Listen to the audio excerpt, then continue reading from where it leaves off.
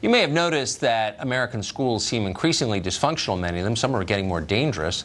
But you may not know that a federal policy is part of the reason.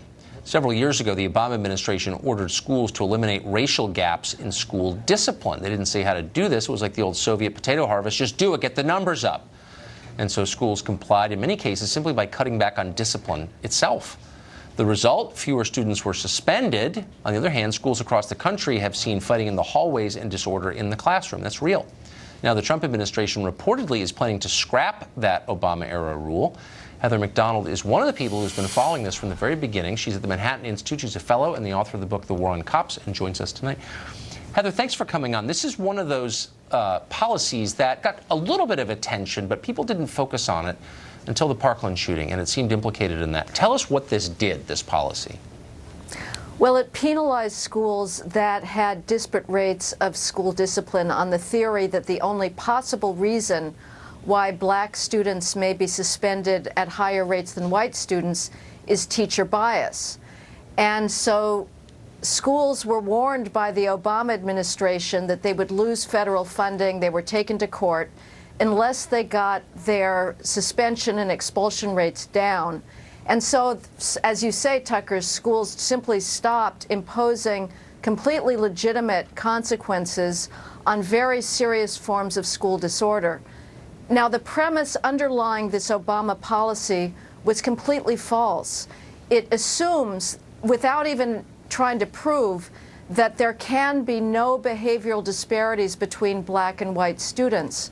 Well, if you look at crime rates, if you look at the fact that black males between the ages of 14 and 17 commit homicide at 10 times the rate of white and Hispanic male teens combined, it's not surprising that in the classroom, the same lack of socialization that leads to those wildly disproportionate rates of violent crime is also affecting student behavior. And we should be concerned about that behavior, try to get at its root causes, and not blame teachers for the completely phantom, specious idea that they're racist. Well, that's kind of exactly the point. One, this was not a science-based conclusion. It was purely ideological and not rooted in reality at all. Two, it doesn't help anybody to say, just change the numbers and ignore the root causes. Why did teachers' unions, teachers were, as you said, effectively blamed for this. Yes. Why didn't they fight back?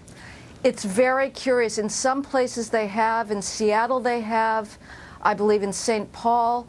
I think teachers are completely torn. I mean, this is another reason why it's so ludicrous to blame them for racism. Teacher ed schools are one long marinade in white privilege theory. There's no more liberal group of professionals in the country than teachers. And so they want to, in a sense, believe in their own white privilege, and yet they will not speak out against the consequences of this. You have a rain of assaults against teachers in this country. In Buffalo, New York, a teacher was kicked in his head by students who said, "We can't be suspended." Students know what the new rules are, and they are taking advantage of it.